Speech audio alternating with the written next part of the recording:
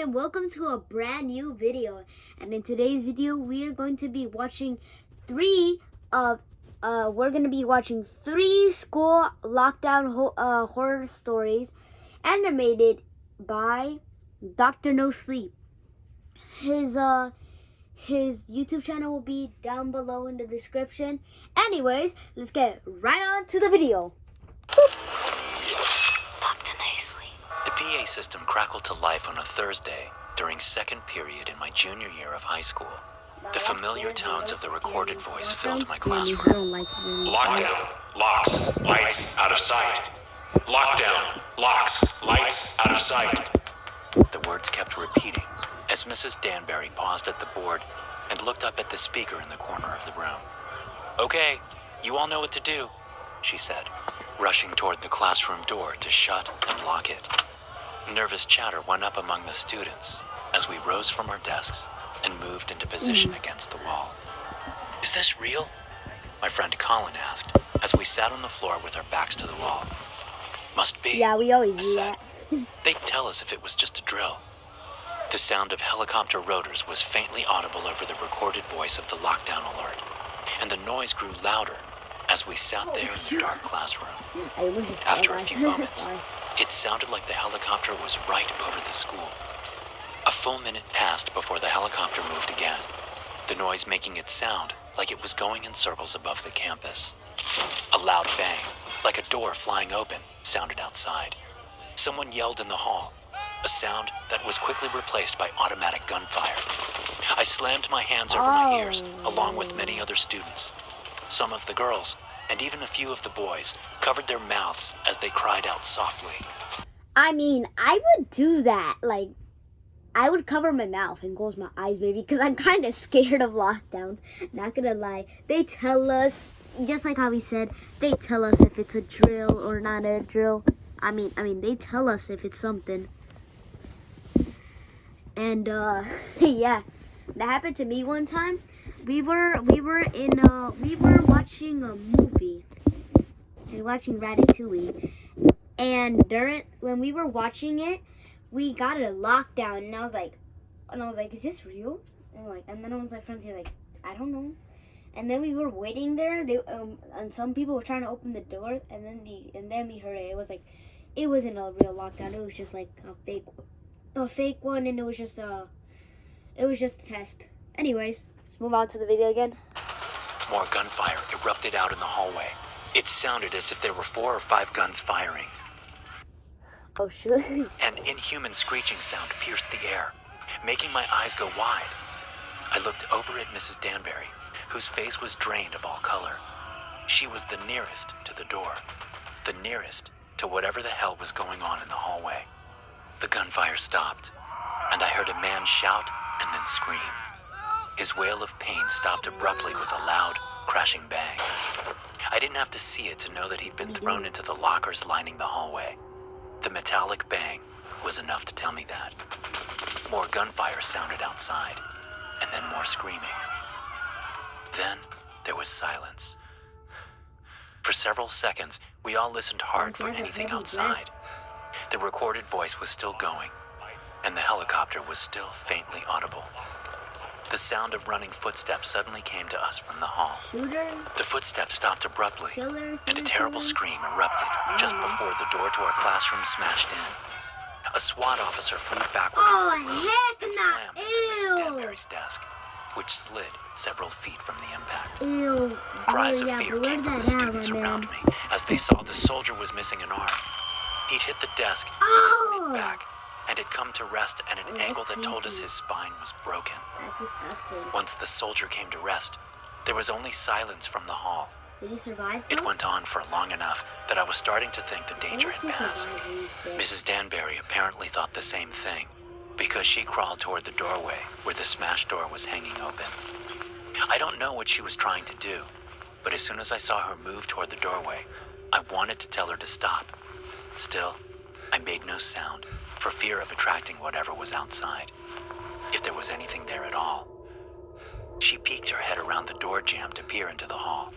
Her left hand came up to her mouth, as if trying to keep herself from getting sick. She stood up and turned around to face us. Okay, It's kind of we like need a to move to quiet another place. classroom, she said. The hall looks... I'm not gonna A lie. long, blistered, red and black arm with a claw-like hand darted down from the ceiling outside the doorway and grabbed Mrs. Danbury by the neck, It looks stopping like a her words. chimpanzee hand. It yanked her out of the classroom before any of us knew what was happening. We heard a scream and a thump from outside. Then Mrs. Danbury appeared in the doorway, only she didn't have any arms. Oh, Blood spewed from her massive Mrs. wounds as she stepped into the room, looking back over her shoulder with a dazed look on her face. What she saw there snapped her out of it, and she started running toward the wall of windows opposite the doorway. Fountains of blood poured out of her as she ran past her desk, screaming. A monstrous, scarred figure that looked like a badly burned mix between a bear and a baboon darted through the doorway after our I was teacher. right, it is It a leapt, chimpanzee. smashing into Mrs. Danbury just as she reached the window. It's a bear The two and of a them tumbled out, chimpanzee. falling to I the forgot what ground it's called. just a few feet below. My teacher screamed once more outside before her vocalization stopped with a terrible ripping sound.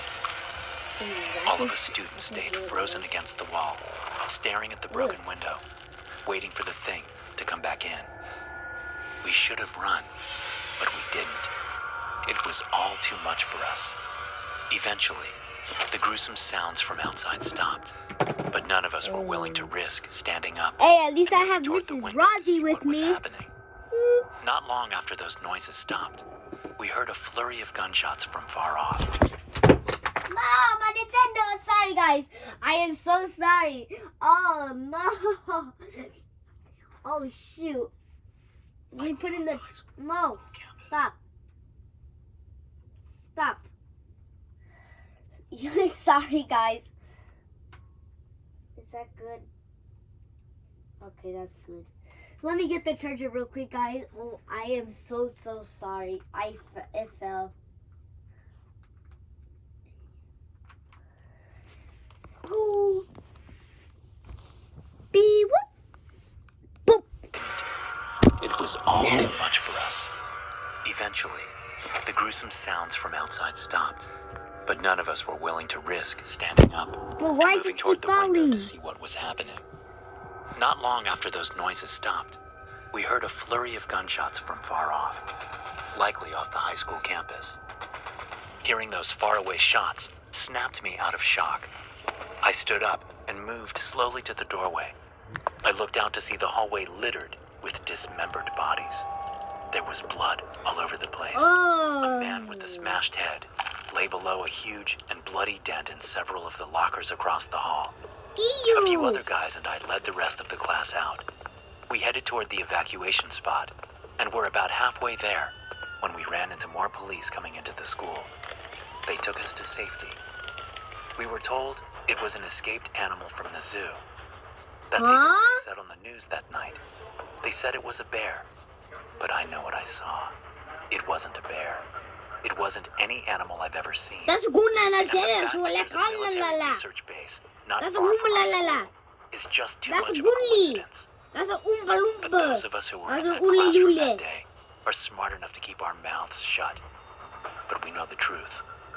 We'll always know the truth. Story 2. Dead all day. Alright, here we go. Before Story the 2, lockdown guys. even started, I knew something weird was going on. And I wasn't the only one. It was my senior year. My I man, had a pretty what easy schedule. was that? It was spring, and I could see the end of high school on the horizon.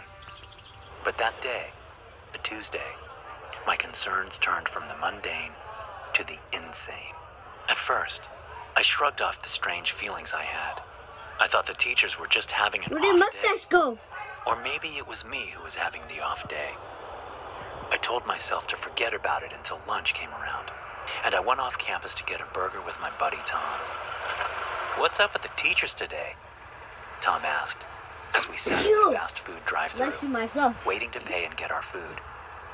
I turned, surprised at Tom, who was usually about as observant as an octogenarian with failing eyesight. "You noticed that too?" I asked. "Yeah, man. They're acting really strange. Mr. Bemis was just staring at me during first period. His eyes were all wide and blank. It was creepy as hell. Then during second period, Miss Delia forgot how to spell the word algebra. She just stood there at the board, her hand up, with the A and the L written. Oh. I swear, she stood there for a full minute but- before Courtney Miller asked her if she was all right. It was weird. Maybe they all got together and smoked a blunt this morning or something. I laughed at that, thinking about the teachers hotboxing one of their minivans. But the laughter didn't last long. Tom was right. Something funny was going on. Yeah, Mr. Liu walked super slowly up and down the aisles while we were taking a test today, I said. He never does that. He always sits at his desk and reads or something while we take tests. And how slow he was walking? You'd have to try really hard to walk that slowly. Plus, I caught a whiff of him as he walked by one time. He stank. He was wearing cologne or something, but I could smell something nasty underneath it. You know what? Tom said. That made me remember something. You know how Miss Delia is always so prim and proper? She's a neat freak, right? I nodded. I had Delia in one of my afternoon classes. Well, Tom continued, she looked kind of sloppy in class today. Her hair was frizzy, her makeup a little... I don't know. That's how my music Sloppy or teacher actually something. looks like. When she doesn't It put didn't makeup connect on, until you said she that actually about does Mr. look Liu like that. stinking. Not gonna lie. Our conversation stopped as I pulled up to the drive-thru window to complete the transaction. Then I drove to a nearby park where we sat on the hood of my Camry and ate, enjoying the spring day. We got back to school just in time for class and went our separate ways. About 20 minutes into class, the lockdown started. I was in Mrs. Santiago's class when the alarm went off. Mrs. Santiago smiled as if she'd been expecting it, which made me think it was just a drill. Although every other time they'd done a drill, they'd told us beforehand. All right, class, Mrs. Santiago said. We're doing something a little different today. Half of you are going to stay here in the classroom like a normal lockdown drill. The other half will Why follow me would to you another do that? location. It's something new. We're trying to see how it works. I looked around, furrowing my brow. I didn't see the logic in it. Why would half of us leave the classroom to go somewhere else if there was a threat out there? A few other kids in the class seemed to share my concern, but most of them didn't care. They were simply willing to do what the teacher said. I waited for more information from Mrs. Santiago, but she didn't do anything for several minutes. After turning the lights off and locking the door, she just stood at the front of the classroom, hands clasped behind her back, looking at us with a small smile on her lips. Finally, just when I was about to ask her what was going on, she split the class in half down the middle, telling those of us on the left side to come with her, and those on the right to stay in the classroom. I stood and lined up with the other kids on the left, while those on the right got against the wall. We followed Mrs. Santiago out of the classroom, taking a right. I was 3 kids behind her, peering around them to watch her, thinking about the strange ways teachers had been acting. She was in her 50s, with hair that had mostly gone from black to gray. She wore a floral print dress with frilly short sleeves. As we walked down the hall, I saw a drop of blood crawl down the back of her arm from under the sleeve. It stopped Yeah, that's just above her unexpected. elbow. A bad feeling seated itself in my stomach as we reached the doors to the gym. Mrs. Santiago stepped aside and opened one of them to usher us inside. It was dark inside the gym because all the lights were off. As soon as I walked through the door, I stepped aside while the other kids walked past me into the darkness. I could hear some of them murmuring. They knew something was wrong. One of the students pulled out a phone and turned on the flashlight. The illumination revealed other people in the gym, teachers, Why are they just mad? standing there in the dark on either side of the doors, making a wide corridor in which the students now stood. There must have been a dozen of them, and as the flashlight came on, they moved in on the students. Screams bounced around the gym as the teachers attacked the students with knives and cleavers from the school kitchen. The sickening sound of metal piercing flesh and blood spilling to the glossy gym floor unleashed a deep fear inside me. No wonder she had Since I'd stepped blood aside to dripping the down wall her when I'd entered the gym, I was still in the dark. I stumbled back toward the door, watching in abject horror as knives plunged into my fellow students. Sorry guys, I have to Clammy, put up cold hands grabbed my shoulders. I panicked, throwing an elbow behind me and connecting with what felt like a nose and mouth. The hands came off of me as I turned around, seeing Mrs. Santiago standing there staring at me, her mouth split open and her nose bleeding. I shoved past her in the doorway, trying to get away from the gym, but she grabbed my left arm with her right hand. At 18, I was much bigger and stronger than her. I shoved her as hard as I could. Something ripped, and she fell back against the gym door. But her hand still gripped my left arm above the elbow. I scrambled, pulling at her severed arm, ripping it off of me and throwing it at her feet. I ran, looking back over my shoulder as Mrs. Santiago stood there, seemingly unaware that she'd just had her arm removed, staring at me as I sprinted down the hallway. I ran for the nearest exit through the empty hallways, past dark classrooms. The lockdown alarm was still blaring, but I barely noticed it. The sound of my heart beating seemed louder than any alarm could ever be. I slowed as I passed Tom's classroom, clarity coming into my thoughts. I wanted to run out, but thinking of Tom and my other friends made me think of all the students that would be in danger if I just ran away. I approached Tom's classroom slowly, glancing through the slender window into the dark room. I thought I had seen Tom's fifth period teacher, Mr. Pelham, in the gym. So when I didn't see anyone in the classroom, I banged on the door. "Tom!" I whispered loudly at the door between bangs. "Tom, it's me, Nate," I said. Tom appeared out of the darkness. "Nate," he said through the closed door. "What are you doing? It's lockdown, man." "Where's your teacher?" I said. "I don't know. He left like 5 minutes ago. Told us to stay put." "Open the door. We've got to go," I said. "The teachers, they're killing people." "What?" Tom said, smiling. "Don't mess with me, man. This is serious." I stepped back from the door and glanced both ways down the hall.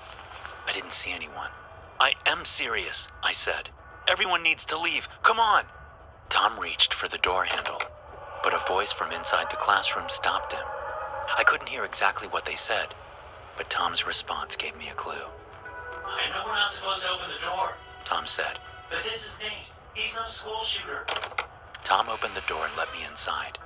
I closed it behind me and looked into the darkness at the students sitting against the wall. "We need to go," I told them. "Now. Something is seriously wrong." Head. "We're supposed to stay here," one girl whose name I didn't know said.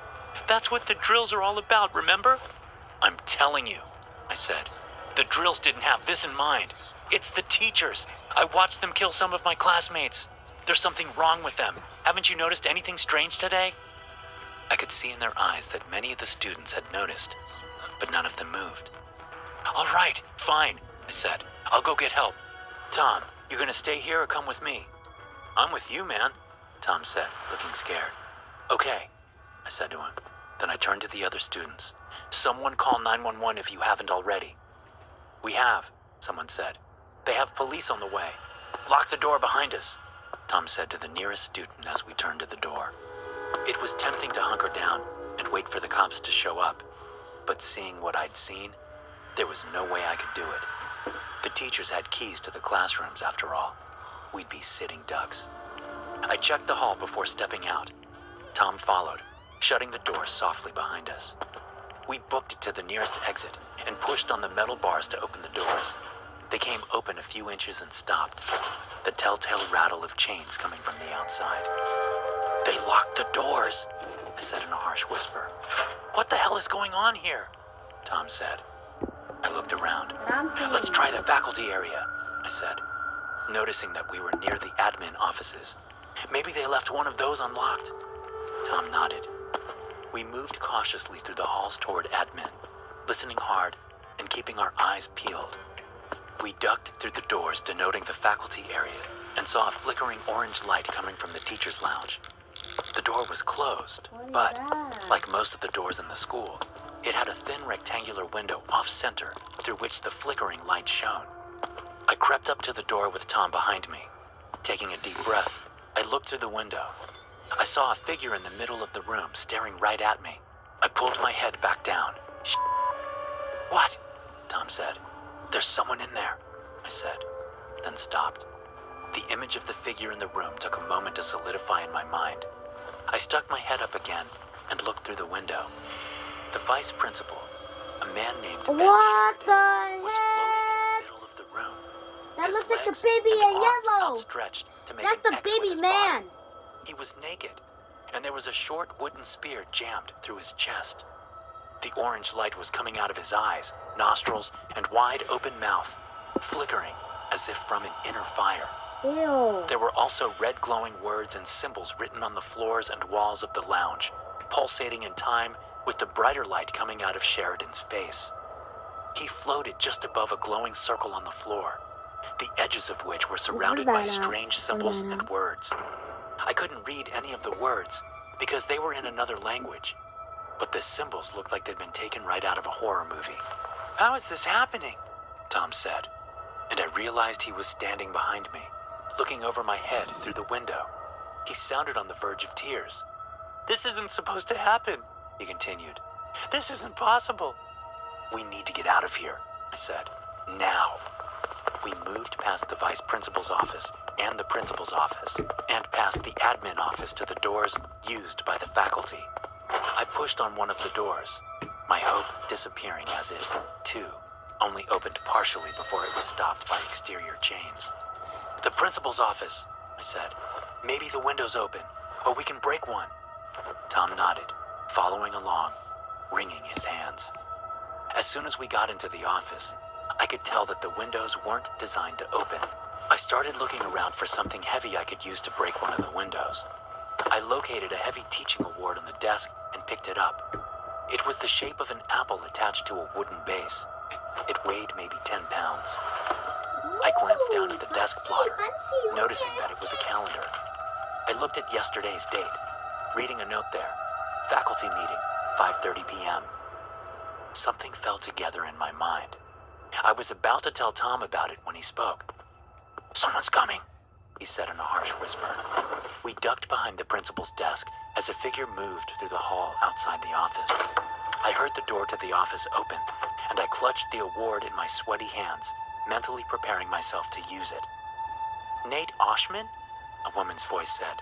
"Is that you?" I stood up quickly, holding the heavy award over my head. It was Christina Henry, a pretty 20-something art teacher I'd had my junior year. "We need to get out of here," she said, holding up her hands. "I don't know what's happening with the other teachers, but they're killing students."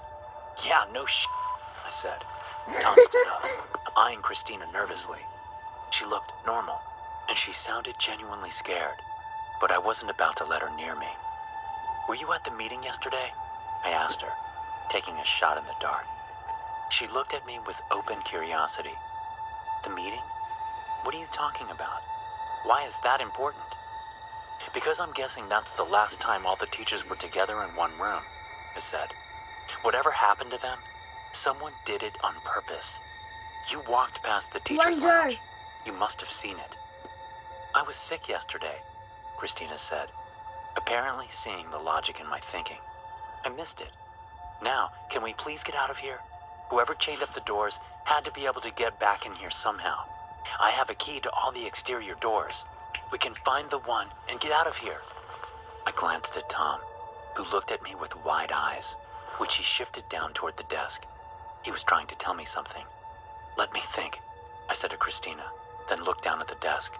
Tom leaned down and put his hand on top of a clipboard on the desk. I glanced at it, seeing it was a list of names, teachers' names.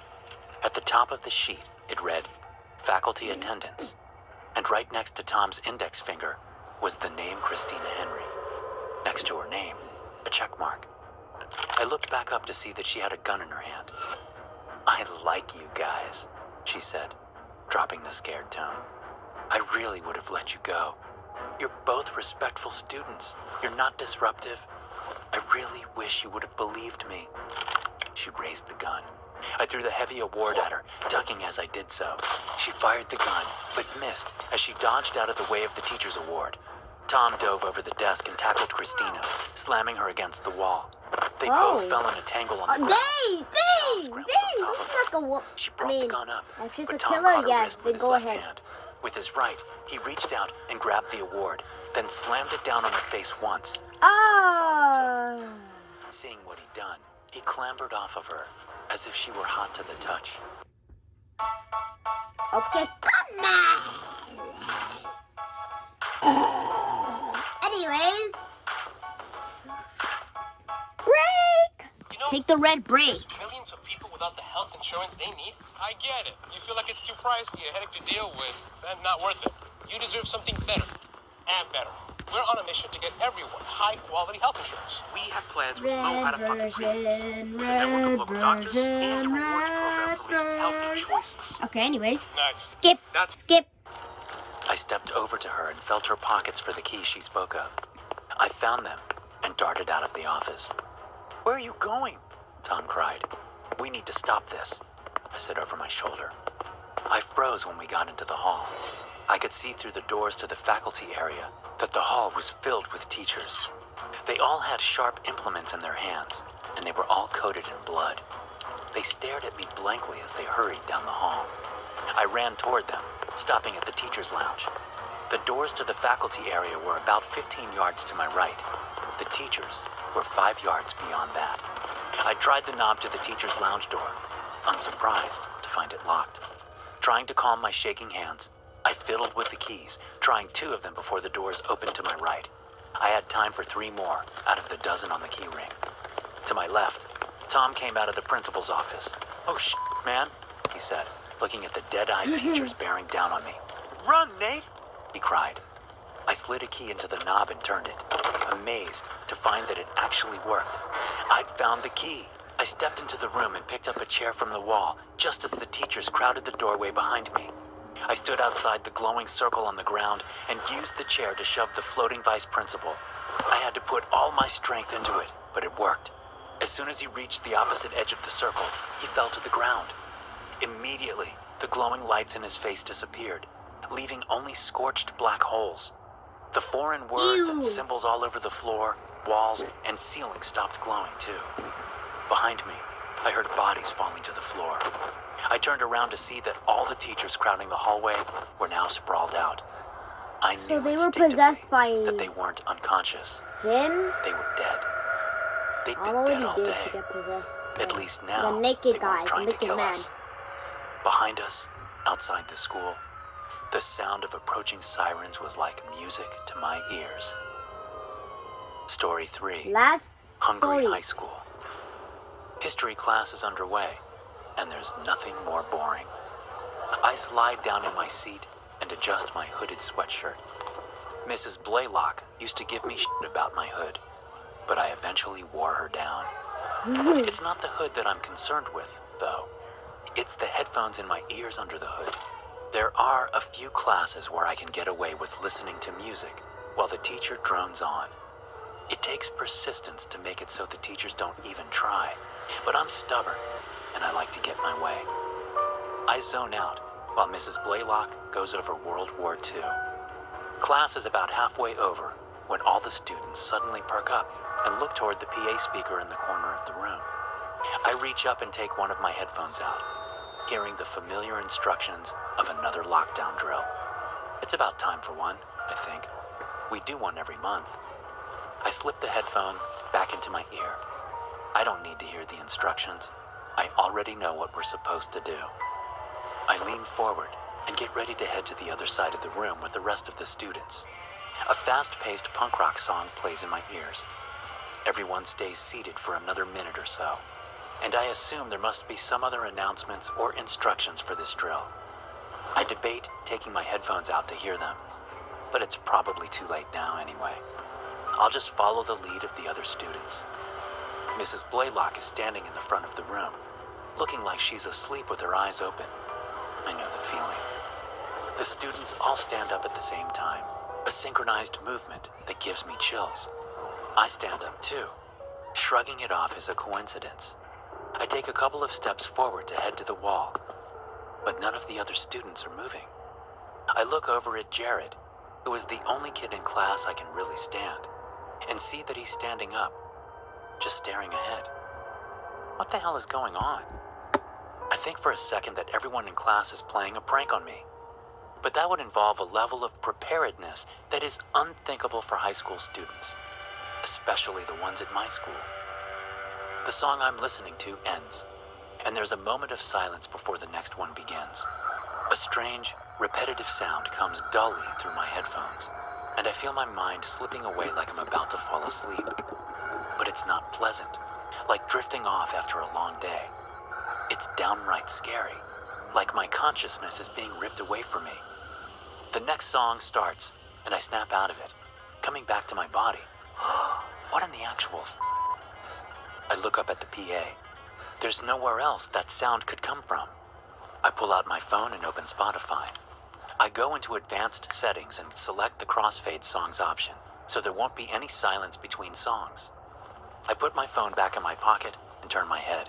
The girl that sits behind Jared, her name's Amy, is sucking on Jared's neck.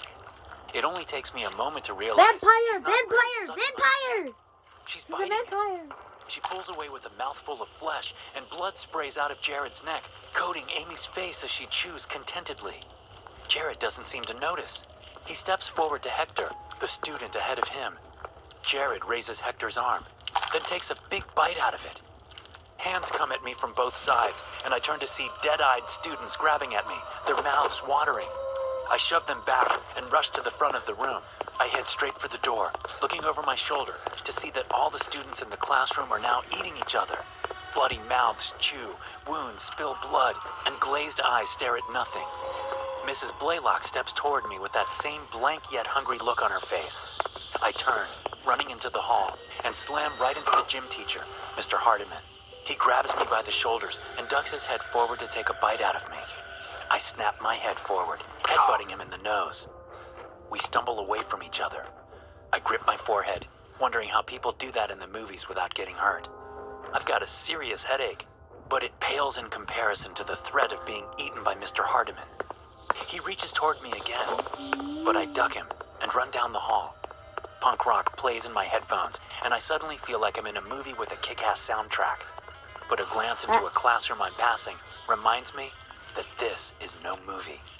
This is really happening.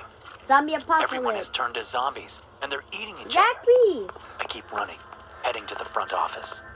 I slide to a stop outside the office door, looking through the window. I don't see anyone in the office area. I don't know exactly where the PA system is located, but I assume it must be somewhere beyond that office door in the faculty area. I push through the door and come to the reception desk that's usually manned by Miss Kelly, the administrative assistant. I rush around the desk and trip over someone, or two someones. I realize as I look behind me where I am on the floor. Miss Kelly, once busy eating Principal Daly, now sets her sights on me. She grabs my left leg while Principal Daly, who is so badly eaten I thought he was dead, sits up from the floor and reaches out for me. I yell and kick and scramble away, ducking into the first office I see. As soon as I stand up in the office, I'm knocked down again as someone in dark clothing runs into me. We both fall to the floor, and I'm ready to fend off a hungry mouth, but the figure clambers up and runs out the door. I look around the office and see the PA system built into the wall next to the desk. The microphone is bent down to a small digital recording device on the desk. I see that someone has taped the transmit button down. I rip the tape off and hit stop on the digital recorder. I pull out my phone and turn down the volume a little, ready to turn it back up if I hear that weird noise again. But I don't. So I turn my music down some more, and then I turn it off. I hear a high-pitched sound start up, which sends my heart skipping and almost has me pushing play on my phone again. But I recognize the noise.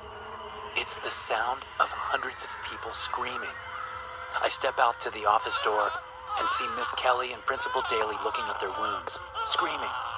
Principal Daly passes out as I stand there, unsure what to do. Miss Kelly looks up at me, tears streaming down her blood-smeared cheeks. "What happened?" she screams. "Help me!"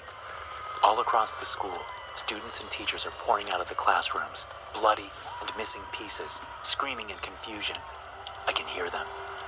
I step back into the office where the PA is and shut the door for a little quiet. I call 911 and tell them there's been a terrible incident during a lockdown drill. I tell them to send all the medical personnel they can. The lady asks me how many people are injured. All of them, I say. Once the call is done, I lean over, deep press the transmit button on the PA, and tell everyone that help is on the way. I can still hear the screaming. I look down at my phone again, debating. Making a decision, I turn my music back on, crank the volume, and go looking for a first aid kit, thankful that I can no longer hear the screaming. I don't know who it was that set this whole thing up. I don't know how it's even possible, but I do know one thing. I'm never going anywhere without my headphones ever again. Thanks for that's watching. the end of Be the sure to video, subscribe and guys. smash that like button. Tune in next time for another Unlocked series. Bye-bye!